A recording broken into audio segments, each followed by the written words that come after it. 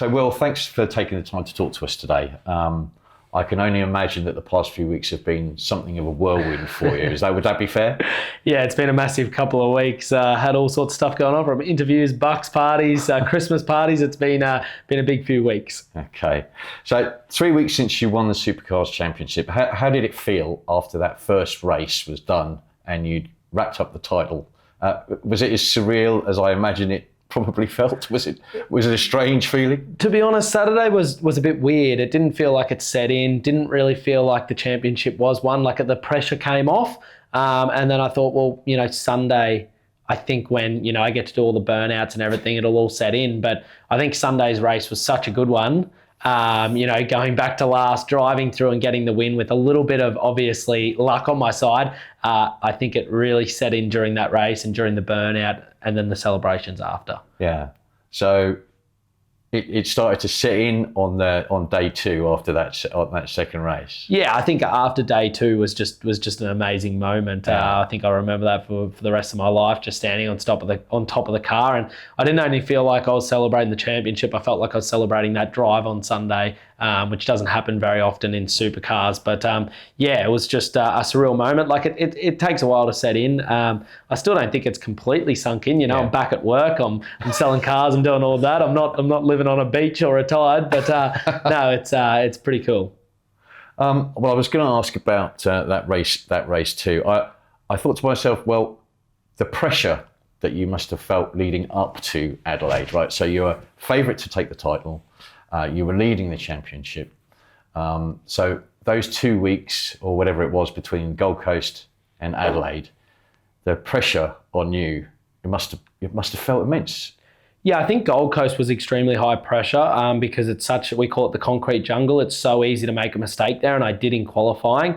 And I didn't want to unravel the championship there before going to Adelaide. But every round we thought we'd claw a little bit further ahead in the championship and thought, some of the pressure's going to be taken off us. But the pressure just built all year round. You thought, okay, well, I want to stay in front. I got to make sure I stay in front. And every round was so important to make that happen. So I think, at Adelaide, I just thought I got to not crash, got to qualify well. And to finish second in that first race and wrap it up, I was really happy with. And then Sunday, I thought, well, everyone's going to do the same, but we can take the gloves off now and have a go. So is that what it was like, that second racing? Because it was just a remarkable race. I've watched it, the highlights as well as the race, and the highlights a couple of times now, and it was just bonkers, wasn't it? Yeah, I think end of season, I think there wasn't, everyone was sort of set in their championship spot. So like I say, I think the gloves came off and all the drivers just went, righto, end of the year, let's have a go. And it was a wild race. Hopefully we'll see more of that next year. I think I've watched the race back twice, just watching everything that went on. But yeah, it was an amazing race and something that, was good for everyone to watch. Yeah, it certainly was a spectacular ending. Yeah. So how do you, back to that sort of pressure environment, high pressure environment, you're only 26. I know you've been racing for a while now, but how on earth do you cope with that sort of pressure that's put on you? It's part of racing. You don't get into racing if you don't want that pressure. I think I thrive on it a little bit, but I don't know. I think I try and make it a little bit of fun. I started motorsport because I really enjoyed it. I liked having fun, and I really enjoy doing it with like-minded people. And all the guys and girls in Red Bull Ampol racing, they like a bit of a joke. So I've just enjoyed the year, and like I say, even up to the last race, before you hop in the car, you're joking around with your mechanic or engineer, and I find that takes a bit of the stress off me. I'm not thinking about the racing as much. I'm just enjoying the moment. Right. Okay. Well, it's remarkable that you can withstand that much pressure and do what you do. This season, clearly, I don't know, but it seems to me that it couldn't really have gone much better, right? Now, if I just go through some of my notes here, 5 wins, 9 second places, 5 third places, 19 podium finishes across 24 races, I think. Does it get any better than that? You could win every race, but that's never going to happen, right? So that sort of consistency is remarkable. Yeah, the consistency was amazing this year. To get 19 podiums over the 24 races, also to get a podium every round was the first time in 40 years that someone's done that. So it was such a consistent year. well, I didn't expect this to happen at the start of the year. I didn't think we'd be that consistent. There's been guys like Scotty McLaughlin and probably Shane that have had a lot more wins throughout the season. But our consistency was great. So probably want to improve my qualifying next year. I felt like that let me down a little bit and I could have got more race wins. I had really good race pace, but there's always things you can improve on. But it's going to be hard to beat this season. A lot of people have asked me, so, what's next year? And I'm like, it's going to be tough to beat. It's going to be very, very hard. And of course, not that you sneaked into sort of the winning position because people knew who you were, but now you definitely have a target on your back. Yeah, it's one of those things. I guess there's probably five or six guys in the championship that we all know, can win a race on a weekend. I think they all have a little bit of a target on their back. You always want to beat them. I was the same coming into this year. I wanted to beat Brody Kostecki, the championship from last year, Chaz Mostert, Cam Waters, all those guys that are, I've sort of looked up to a little bit throughout my career. So it'll be interesting. I'm looking forward to it. I'm looking forward to trying to retain the number one next year. But there's so much change coming into our series with the way the system works and the points playoffs. So it's the last year. I've won the last year of the way the points have been for 20 years or 30 years, and now there's a big change coming. Yeah. Okay. Well, we'll come to that in a bit if we may. But I just wonder if the secret to success at this level is we mentioned the consistency. So a skillful driver paired with a brilliant team and car that can all, as a group, deliver speed, reliability, and consistency. That's the key. Yeah, 100%. You've got to have it all in our sport. You've got to have the fast car. Yeah. You've got to have the team around you that can be reliable, and then you've got to have a fast driver. And if you don't have all of that, it's just not possible to win a championship.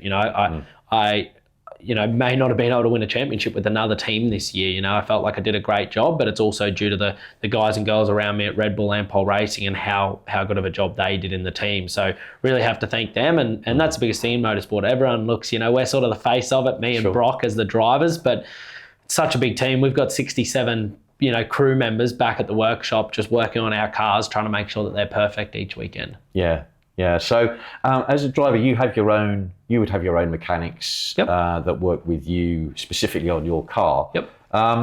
So that knowledge that you build up over the year of your car, how much work that goes in between races that do you put in yourself with your mechanics into prepping the car? Yeah, as a driver, I take the glory, but I probably do 10% of the work at the end of the day. We are, we're not working on the cars. We're not doing the engineering side of it. For us, it's about making sure you're fit. You do all your study before the event, that you know the track, you know where you've got to brake. Sometimes you do some simulator work depending on who you are, but it's about rolling up on the weekend and making sure that we are fully focused on winning. So that's not us spinning spinners back at the workshop and doing stuff like that. But, we interact with the mechanics a lot, get along with them. Fantastic. The mechanics on mine and Brock's car. And then also I work mainly the guy I work with the most is my engineer, Andrew Edwards, because, we talk about setup, what changes we're going to make on a weekend and all things like that. So it sounds to me like, as you say, you're the face and you're the guy on the track doing that job, but you rely very much on that the team behind you. Oh, massively. If they make a pit stop error, leave a bolt loose, anything like that, the car cannot finish. Yeah. Okay. So look, Red Bull 888, look, spectacularly successful team. So stepping into that team must be, I guess, the dream drive for every driver in supercars. Is that kind of right? Is that fair? I think every driver inside Australian motorsport, wants to drive for Red Bull Ampol Racing. I think that it's history. Watching Jamie Whincup, Craig Lowndes, and all those guys, it's where you want to end up. So for me, it's a big tick getting that contract last year. I couldn't believe it, and then back it up because I felt like joining that team. If I didn't win it or come second to my teammate Brock this year, I felt like I probably had let the team down because I know the team's capable of winning the championship. They've proved that. It's making sure that I did the job. I guess that's a good point, right? So that you really want to race for Red Bull. But at the same time, stepping into that, you've really got to perform, right? Yeah, 100%. You know, our sport is, you know, a little bit cutthroat as well. You got to make sure that you do your job. You're employed for a reason, and felt like I did that this year. Yeah. But yeah, you definitely had to step up to the plate. That's for sure. Yeah. Okay. So how did the driver with Red Bull come about? Yeah, I guess last year after Townsville, I'd clawed my way back up to my teammate Brodie, and I was actually leading the championship then. And I think that, you know, with Shane moved, you know, he went and won Chicago, and then they went, well, we need to find a driver. So actually I had Jamie Whincup contact me after Townsville and said, do you think it's a possibility? And, you know, I was trying to work it out in my head how I was able to be done, because I was driving for Erebus Motorsport at the time. We were doing well. I actually had a great relationship with so many people in that team, and felt a little bit like I was stabbing a few people in the back, which was disappointing at the time, but it's one of those things you have to do for your career. I looked at, you know, Red Bull as somewhere I could be for the next 15 years and win multiple championships. So I made that call, and luckily enough, Betty, my old team owner, let me go and said, with her blessing, I could move across to the team. So it was a wild time. It went on for a few weeks. It was a good month of I think that was more high pressure than the championship this year. But no, it all worked out for the best. Yeah. Okay. And so you joined Red Bull. Brock Feeney was already there, right? Is it weird that your greatest rival in the series is your teammate? I mean, and does that make things a bit strange sometimes in the garage? Sometimes it can make it a bit awkward in the garage, but it's not. You know, I thought that would be the case going into the team. I know the job Brock can do. He's a fast young guy, and you know, he's in the same team with me with the same equipment, everything there. So I knew he had the same opportunity as me, and like I say, he's a good driver. So I knew he was going to be my main rival this year. I also thought Chaz Mostert would be up there. He did a fantastic job, but it can make it awkward in the garage when you're trying to beat your team car, and you know, we do touch each other a bit when you're passing non-team cars. When you come up on Brock, you can't hit him, so it makes it a lot harder to get the pass stub and all that. But no, it was good. I enjoyed the year, and I enjoyed the battle with Brock. Yeah, and I know that I'm sure you've been asked this question, but the team orders thing. If things are like you guys are vying for the race lead, I mean, do those orders come in occasionally? Yeah, they did occasionally throughout the year. Probably more at the start of the year when we qualified 1-2 and we were super fast for the first 3 rounds, and it was quite hard because the team's attitude is they want one of us to win. They nearly don't, you know, they don't care which one. They want one of us to win. So it's making sure that, you know, if I'm in second, I don't dive bomb him and jeopardise one of us winning. So occasionally there are team orders. By the end of the year, it had settled down, and I felt like, you know, we were just going racing. And especially at Adelaide, there was absolutely no team orders. It was, you know, you've done the job. It's only one of you guys that can win the championship. So go out there and race as hard as you can, but don't run into each other. And, you know, I felt like all year with Brock, well, you know, we already had that mindset that no matter, the team doesn't have to tell us, we're not going to hit each other. It's just how it is. It's your teammate. You don't do that sort of stuff. Yeah. Okay. Excellent. So look, you've been racing in the Supercar series now for a few seasons, and I wonder if there's a particular track or race that you love to do. Is there like track? I'm sure Adelaide is now one of your favourite tracks and races, but are there races and tracks that stand out? Yeah, for me, you know, most people say Bathurst. I'll take that out of it. But for me, it's the Gold Coast 500. It used to be the Gold Coast 600. I wish it still was. Like, you know, it was such an amazing event. I remember doing it as a co-driver. But, you know, it's such a tough track to get right, and then to not crash during the race to try and win that one is so difficult. You know, I think that's as hard as Bathurst to win. Right. So I've come second there now. I really want to try and win that one one day, but that's the track that stands out to me. Adelaide is just an amazing event all round. Awesome track. The guys and girls there at the Adelaide 500 have put on such a great event that it's just enjoyable to go to. And as the season ender, it's massive. Yeah. Well, you mentioned Bathurst. I suppose got to ask about Bathurst, right? It's the iconic track and race for Australian motorsport. So, how important is it to you and to drivers generally to not only perform well, but maybe notch your win? Yeah, Bathurst is one of those ones. I probably got to feel that moment, just a little bit of it this year with getting on the podium. It was having Brody stand next to me and be the winner and look out at all those fans that were there. It made me want to win the race even more. I've sort of known, that feeling that you want to win Bathurst, but since standing up there, I really want to try and get on the top step. It's an amazing event. Just the history of Bathurst, that's what makes the event so amazing. You look back at Brock, Dick Johnson, all those days, and the racing, it really makes you, as a driver, I want to finish winning a championship and Bathurst. Hopefully we can get multiple of each, but I'd love to tick that off. Because I think that's the one race really where I think is it Conrod Straight? Yep. Where you really get a sense as a layperson who doesn't race and as an observer, that you really get a sense of how fast you guys go. I mean, it's absurd. It seems absurd.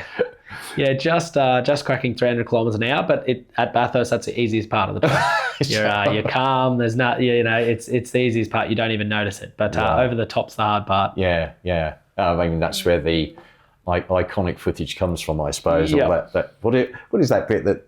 The dipper. Is that the dipper? Yeah, of course, the dipper. The dipper. Yeah, amazing stuff. Okay, all right. So looking ahead to next year and beyond, there are some interesting developments. So you mentioned it earlier.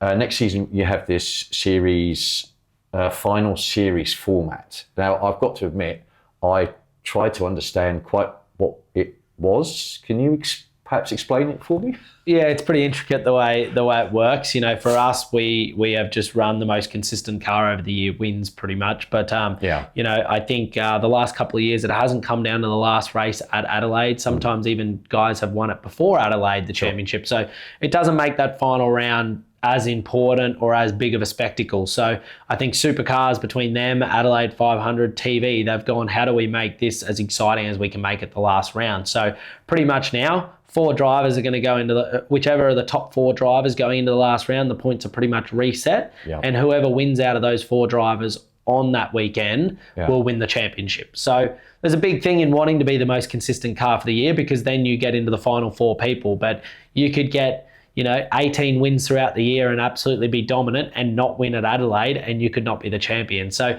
it's a new way of doing things, but I can tell you what, it's going to be exciting.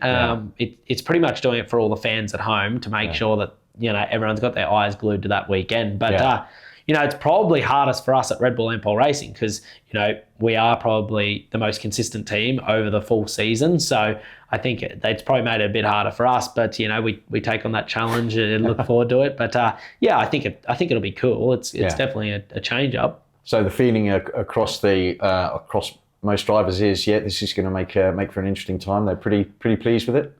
Yeah, well, I guess a lot of other drivers are pretty pleased with it. It brings them brings them definitely into championship contention, especially people like Chaz. He would have been 3rd or 4th, and he would have had a really good shot at the last round there. So, I'm sure they're all excited. But the thing is, some years it goes your way, some years it won't. So It's one of those things. But no, it'll be good. Okay. Now the other thing that cropped up this season was that Toyota have said they'll enter the championship from 2026. Yep. That's great, right? So the more the merrier? Yeah, it's massive for the sport. To get someone like Toyota, it's probably the biggest car manufacturer brand you can get. So it's huge. We're all looking forward to them coming in, seeing what that means for our category. But we're looking forward to that competition from them. Yeah, excellent. Now I'm sure you'll be challenging for more Supercars titles, of course, but you have had a look, I noticed, at taking the occasional seat in NASCAR. So is that something that you might plan to pursue? I mean, it feels like it's becoming a kind of a fun side hustle almost for supercar drivers. Yeah, I think we're enjoying going and doing the circuit racing, the oval racing. I think Shane Van Gisbergen has showed how hard it is to adapt to. But, for me, it's about getting a bit of a fix, to be honest. If I can go over there and do 2 races a year in NASCAR and keep racing here at this high of a level, I'd be stoked. It's sort of, I've always said it throughout my career, I like comparing myself to not only the best in Australia, but hopefully around the world. And I've done things like WTCR, obviously the NASCAR GT racing. So I want to do as much as I can. And I felt like I was probably very consistent this year because I raced 24 weekends of the year. A lot of the other guys only racing supercars are doing 12 weekends. So you're doing double the driving, and at the end of the day, you only get better by doing things as much as you can. You know, if that's soccer, football, whatever, the more you play or the more you drive, the better you get. Yeah.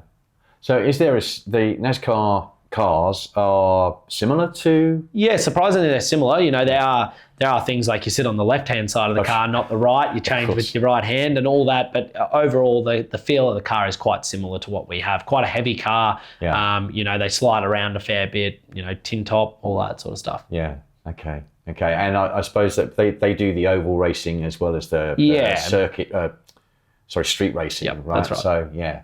So if you get the chance, it's the street racing thing that would be. Yeah. Okay. So if you don't mind, let's go back a few years. Yep. You're right. So you were 13 when you started in karts in 2011. Yep. And you were successful right from the start. And the highlights over the next few years, you see you win the first ever Formula 4 race in Australia in 2015. You finished third in that series and win Rookie of the Year. In 2016, you win that title. And you also win the Toyota 86 series. You joined Super 2 in 2017, moved to Supercars full-time in 2021 with Erebus Motorsport. Yep. And you win a race in your rookie year, which was a rarity. Yep. And you moved to Red Bull in 2024. That's an extremely respectable resume, right? During those years of battling away to get to Supercars, were you always certain that you'd get there? Was there ever a time when your confidence was a bit shaky? Oh, it was tough during Super 2, and to be honest, it probably wasn't so much a confidence thing. It's very expensive to go racing, so you know, just to get the support and for mum and dad to throw the money behind me to get through was a very tough time. So it got difficult to find the support to continue in Super 2 for probably the last 2 years, and I was very lucky to have people like Ben and Rachel Eggleston Motorsport that supported me, and Betty Klemenko. But it was probably when I got my co-drive and started going quite well as a co-driver that I thought, you know, I can get a main game seat one day. You know, the first year of Super 2 had a great year and thought hopefully I can get to main series driving soon. But it wasn't as easy as, yep, I'm definitely going to get there. I'm going to get a main game drive. It took a bit of time. Yeah. And what about during a race itself? Do you always, I mean, judging from the Adelaide race 2, I'm guessing that your confidence is never shaken when you're driving, but have there been times when you go, this race has got away from me? Oh, not really. As a driver, you never think that. It's always someone else's fault. But no, only joking. But no, not really. You know, the crashes are a small thing. I've had one big crash that, you know, you think, oh, that was a big one. But I've never really had any moments like that on track. Okay, excellent. So you started racing as a youngster, and as you rightly say, motorsport is not a cheap sport, either in money or time. So I imagine you need plenty of both to really be able to give it a go. So back in those early years, your parents were obviously supporting you, and they clearly had a lot of faith in you and your ability. Does it feel back then that it was a family enterprise, that we're all in this together? And do you look back on those times like really fondly? Yeah, it was pretty cool times. You know, I remember getting my go-kart and Dad said, we're not racing, we're just practicing. And then I ended up racing 41 or 2 weekends the following year. So it was a massive year. But it was a massive family investment into it, because, you know, not only the money, but also the time. Dad was running the car yards here, and it ended up pretty much that Mum was running them, and Dad was preparing my go-karts to head off again Friday morning to race on the weekends. Would come back Monday and start preparing them again. So it was a massive effort over that 4 years of go-karting to do all the racing. But I think they enjoyed it as well. You know, I think Dad loved going go-karting probably as much as I did.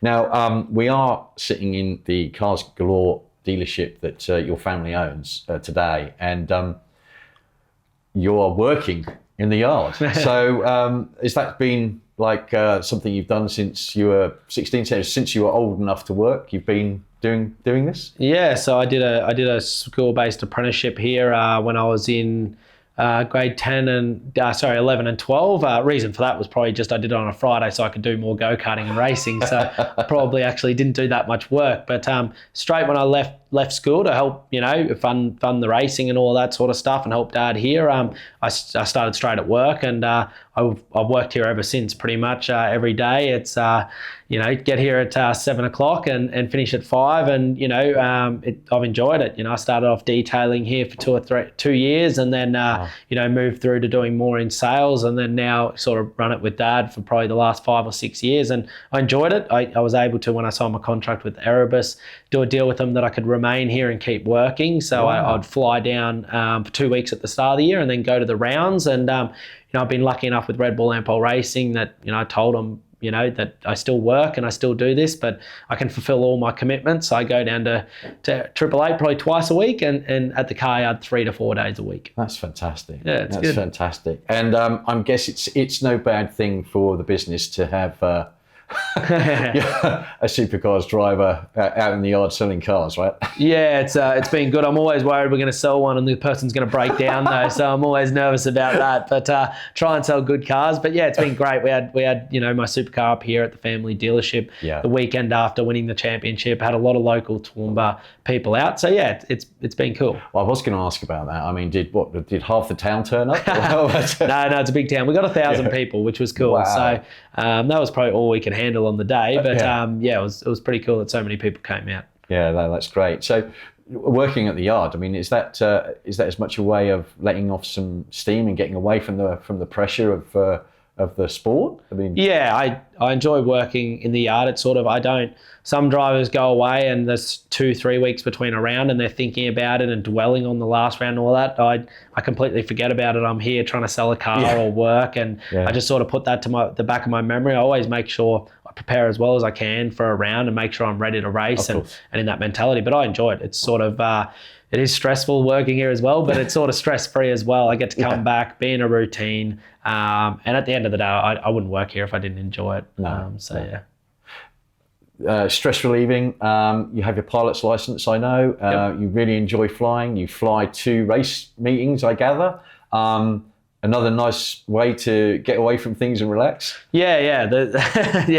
I do enjoy the flying. It's probably stressful as well, actually, but no, it is. It's a cool thing. I've enjoyed it. I'm building a plane that I'm getting built, so have been doing that. Got my pilot's license and fly to a fair few events a year. I don't do the ones like Perth and Melbourne, but do Bathurst every year, Townsville. Probably about 6 of my events a year I fly to. So it's a pretty cool way to get around and saves a lot of time. I can get to the events a bit later or get back for work. So yeah, it started off as a hobby and has sort of worked into something that I can also use for work. Yeah. Are other members of your family pilot? Yeah, my brother's a full-time. He's the proper pilot. Oh, okay. I'm the rookie pilot, but my brother flies a private jet, and he's done that. So he works as a pilot full-time. Wow. Yeah. Okay. Excellent. All right. Last question. So I found a story from the Toowoomba Chronicle from 2012. You were 14. You were winning a lot of karting races by then. And in the article, they mentioned that you looked up to another champion driver from Toowoomba, Will Power. Oh, yeah. Right? He was very successful in Indy cars, and they quote you in the article, and you say, "I'd like to get into bigger stuff, but probably not what he's doing. I want to drive V8s like the Supercars." Now, that was the dream when you were just starting out, and now you are Supercars champion. So what on earth is next? You're 26. You've hit the goal. You've done what you set out to do. Where on earth do you go? What goals are you setting yourself now? Yeah, it's amazing. It doesn't just feel like, I've done what I wanted to do and I'm all sorted.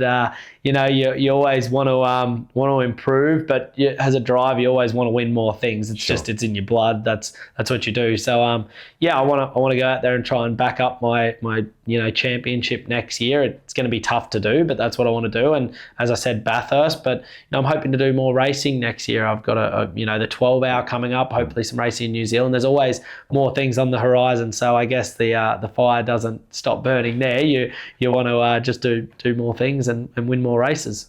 Fantastic. Well, Will, thank you so much for giving us your time today for this chat. It's been fantastic. Thank you. Appreciate it. Cheers. Cheers. Thank you.